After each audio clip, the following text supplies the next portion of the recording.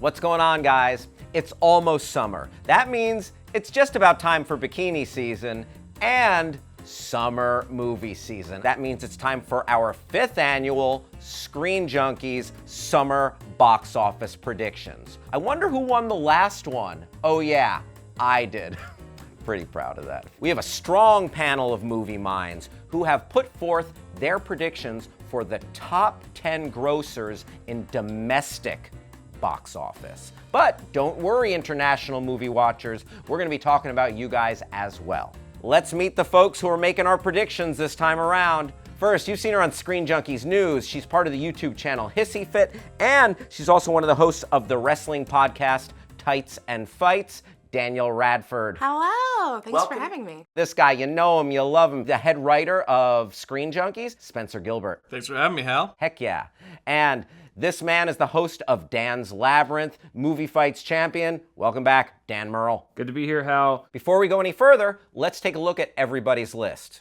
Here's Dan's list. He's the highest on Despicable Me 3, the lowest on Pirates, Dead Men Tell No Tales, and he's the only one to have Valerian and the City of a Thousand Planets on his list. Here's Spencer's list. He's the highest on Spiderman Homecoming, the lowest on Wonder Woman, and he's the only one to have both Dunkirk and the Emoji Movie on his list. Danielle's list has her the highest on Guardians Volume 2, she's the lowest on Cars 3, and she's the only one to have The Mummy and The Dark Tower make her list. And here's my list. I'm the highest on War for Planet of the Apes, the lowest on Pirates of the Caribbean, and I'm the only one to have Captain Underpants and Rough Night. I noticed Dan and myself both have Despicable Me 3 as number 1. Spencer, Danielle, why are you picking the wrong movie at number 1?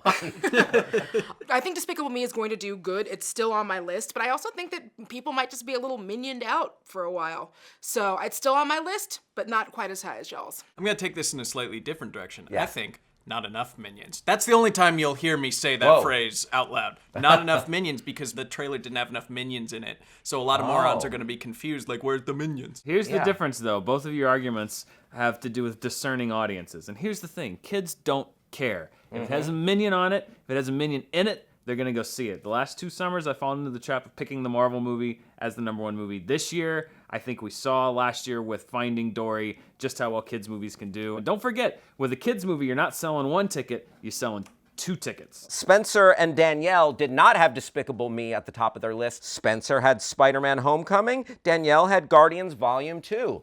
Fight it out!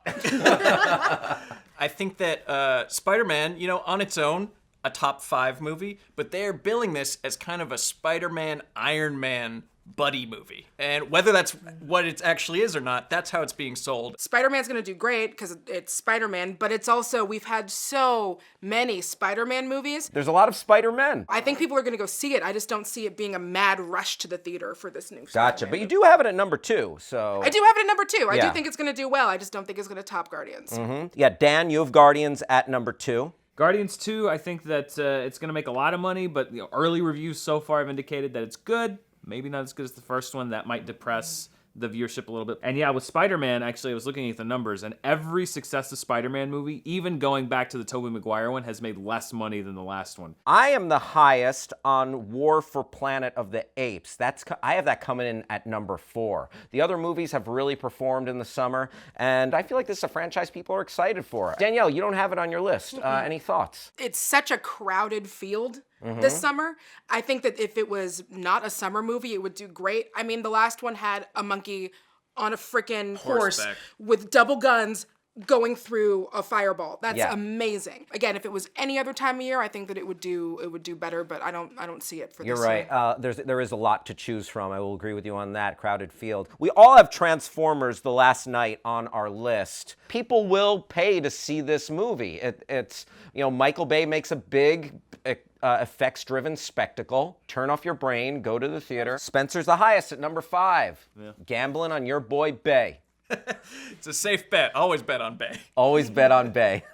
Let's talk about another franchise that may have seen its peak and is now trying to squeeze a little more blood from that stone. Pirates of the Caribbean, Dead Men Tell No Tales. I'm lowest on it at number 10. Dan is also pretty low at number 8. I'm high.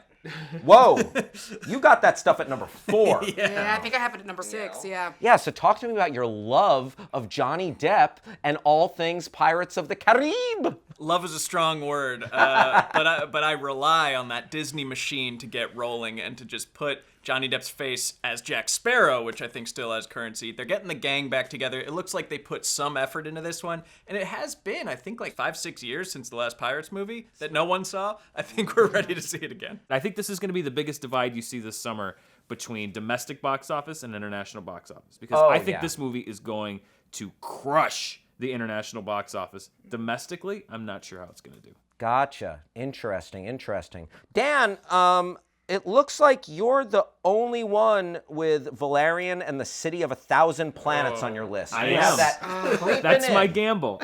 You know what? I said when when Fury Road came out, I regretted not putting it on my list. And I was based off of a trailer that looked great, and I said, I wish I had the guts to put Mad Max on my list, but I just can't. It looks too weird. It looks too different. Everything that I said about Mad Max applies to Valerian and the City of 1,000 Planets, especially with Luc Besson directing. This movie could be awful. This movie could be Jupiter Ascending. Yes. But it could be Mad Max Fury Road. Mad Max Fury Road had Tom Hardy and Charlize Theron. This one has Cara Delevingne. That's why I'm saying it's not a slam dunk. It's not a slam dunk. But I had to put something that looked original on my list. You're tapping into something that I felt when I was compiling my list. Because when you're putting, money, cash cow, like, it's not good for the soul. Yeah. You want a movie that's like, what brings you a little joy, something unique. I will make a side bet with you that there is no way Valerian makes it into the top 10 movies. Now, a movie that I don't have on my list, but Dan does have on his list, and Danielle also has,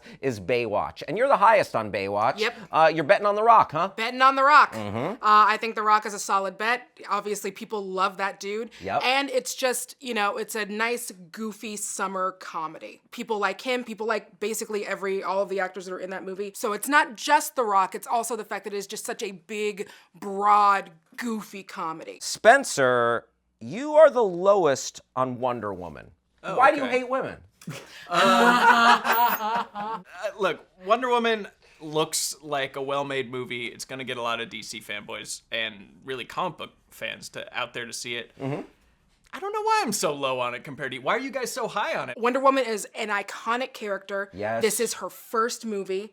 It looks really good, and it looks different from all the other DC movies. I know a lot of people are kind of hanging their hopes that this is going to be where DC turns it around for people who are not so into the DC movies. Plus, don't discount women. I know folks who are already like, I don't care, I'm buying 3 tickets, because they need to know that if you make a movie with a woman lead, a superhero movie, we will support that movie. That's an interesting point, and I think it's a point not to be taken for granted. Of the whole Batman v Superman debacle, the one thing that everyone almost unanimously agreed on was that Wonder Woman was great. Okay, a movie we all have on our list, Cars 3. Spencer, number 2. Yeah, I think that this is a 4-quadrant picture, man, woman, child. What do you do most days? You get in a car, or you see a car, and they see that up on the movie theater, and they go, car, I know that word, and then they see the movie. You sold me on that, except what are the 4 quadrants? Man, woman, child. Holy Ghost, I think. There you go. Okay. Yeah. Dan, you got it at number 3. Number 3, I came dressed like John Lasseter today to celebrate Cars 3. Yeah, Pixar's John Lasseter Pixar's wearing a John Hawaiian Lasseter, shirt. Yeah, certainly, why not? A little color. Yeah, no, I think that Cars 3 is, Pixar is always big during the summer. Cars is probably the lesser of all of their franchises box office wise, but they still make money. And I think for some reason, because of that first trailer, this movie strangely has a little bit of buzz around it. Danielle, you went rogue on a couple of choices. you have a couple of things on your list that none of us have picked. First, I want to ask you about The Mummy. That dude opens movies. Tom Cruise. Tom still opens movies. He's fun to watch. And he's fun to watch, and it's got everything you need. He's running. It's just a bunch of Tom Cruise running. But one movie that I would be pretty surprised if it made it, that you have coming in at number 10, Dark Tower. It is a beloved Stephen King epic, and it's kind of like this gothic Western type thing. Great cast. People are huge fans of Stephen King, huge fans of that series, and they've been waiting for this movie for years. For being such a known property, I feel like it's still a little under the radar with all of the bright lights of the summer contenders. Well, Dan? yeah, and I'm very skeptical about Dark Tower. I just think the combination of, is it going to please fans? Is it going to convert newcomers? I just don't know if it's going to do either. Spencer, I want to talk about a couple of your outliers that none of us have. You're gambling on the Christopher Nolan war epic Dunkirk. Yeah. I mean, it looks great, but will it have box office legs in the summertime? Usually one prestige movie sneaks in there. Prestige, Nolan. I think that usually one of these ones sneaks in. Right? And then I counter that out with the Emoji Movie. Yup, and then you are the only one to put the Emoji Movie. Spencer, get the out of here. Yeah, well, I'm getting the out into reality. Bad movies do well all the time. People are on their phones more than they're talking to each other, and they're smiley face, hula girl eggplant is not going to make the top 10 box office. It is. Mark my words. Patrick Stewart is a piece of literally, and we are going to pay to see him. A knight of the kingdom. Is playing the emoji. Two I had on my list that no one else had. I gambled on Captain Underpants because, again, just like Dan said, you can't just have one ticket sold, multiple tickets sold. I feel like it's a popular franchise with kids. It'll fill some seats. And the female-driven comedy Rough Night. It's a movie that I really want to see, and I think it could surprise. And you always, very often, you have a comedy sneak in there. And not just a comedy, but a female-driven comedy has a tradition of cracking the top 10.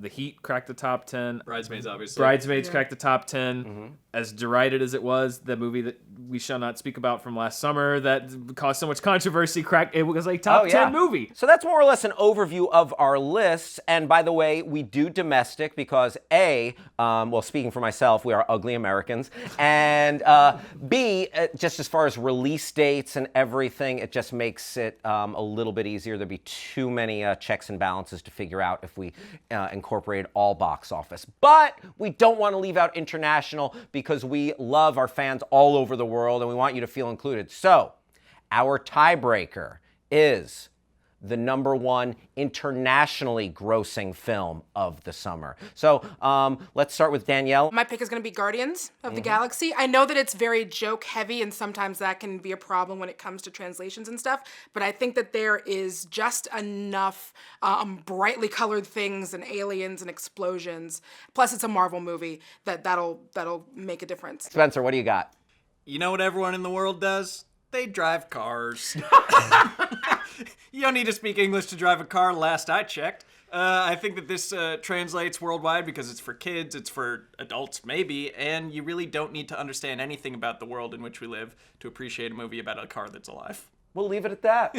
Dan. I'm going with the movie that's actually #7 on my domestic list, but Whoa. #1 international, Transformers: The Last Night. I think it's going to be lowered in the charts in the U.S. I think it is going to explode and make $1 billion or more worldwide. So I chose Transformers as my #1 international movie. I'm going to go with,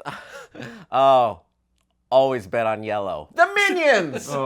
Let's go with Despicable Me 3. Well, there you have it. Those are our lists. What do you think of them? Let us know in the comments section below. And wait a second, we want you to compete too. Because every year we have the fans compete and we read the winners right here on the show. So, are you ready for this? Compile your lists and go to sj.plus/boxoffice2017. That's sj.plus/boxoffice2017. Let us know what your top 10 list will be for the summer. The details for the contest are in the description below. Oh boy. Danielle Radford, thank you for making your first appearance on the Screen Junkies show. Thank you guys. Thanks so much for having me. I had a Oh, really it's good great time. having you. Spencer Gilbert, always good to see you, my friend. Dan Merle, We'll see what happens. We'll see what happens. And I want to thank you for watching. I'm Hal Rudnick. Hit me up on Twitter. Bye-bye.